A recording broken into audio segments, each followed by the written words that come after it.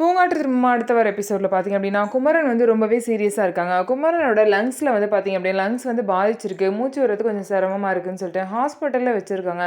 இதை நினச்சி ஹாஸ்பிட்டலில் வந்து பார்த்திங்க அப்படின்னா குமரனோட அம்மா வந்து அழுதுட்ருக்காங்க. அவங்களுக்கு ஆறுதலாக பக்கத்துலேயே ஆனந்தி உட்காந்துருக்காங்க.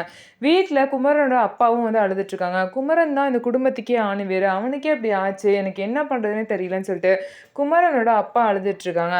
அதுக்கப்புறம் பார்த்திங்க அப்படின்னா அவங்கள வந்து சமாதானப்படுத்திட்டு குமரனோட அண்ணனும் தங்கச்சியும் குமரனோட அப்பா கூடயே இருக்காங்க. ஸோ இந்த மாதிரிலாம் போயிட்டு இருக்கும்போது பார்த்தீங்க அப்படின்னா அவங்க வீட்டிலேயே இருக்க குமரனோட சித்தி இவங்கலாம் பார்த்தீங்க அப்படின்னா, என்னமோ குமரன் தான் இந்த வீட்டோட ஆணிவேருங்கிறாரு, இதுலேருந்து என்ன தெரியுது, அவனோட காசுல தான் நம்மலாம் வாழ்றோம் அப்படின்னு சொல்லிட்டு இவர் சொல்லாமல் சொல்லி காட்டுறாரா. இதெல்லாம் இப்படியே விடக்கூடாது. எப்படியாவது வந்து இந்த குமரன் கையிலேருந்து இந்த தறிய வந்து ஃபஸ்ட்டு வாங்கியாகணும். எங்கள்ட்ட இருந்து அந்த தறிய வந்து குறைஞ்ச விலைக்கு வாங்குனான். இப்போ ஏதோ நல்லா ஓடுதுனால அவன் பேர சொல்லிட்டு இருக்காங்க அப்படின்னு சொல்லிட்டு ரொம்பவே பார்த்தீங்க அப்படின்னா பொறாமையில பேசுவாங்க. குமரனுக்கு இவ்வளோ தூரம் முடியாம ஹாஸ்பிட்டல்ல வச்சிருக்காங்க அப்படிங்கிற ஒரு சீரியஸ்னஸ் கூட இல்லாம, இவங்க பார்த்தீங்க அப்படின்னா பணம், காசு அப்படின்னு சொல்லிட்டு அலைஞ்சிட்டு இருக்காங்க.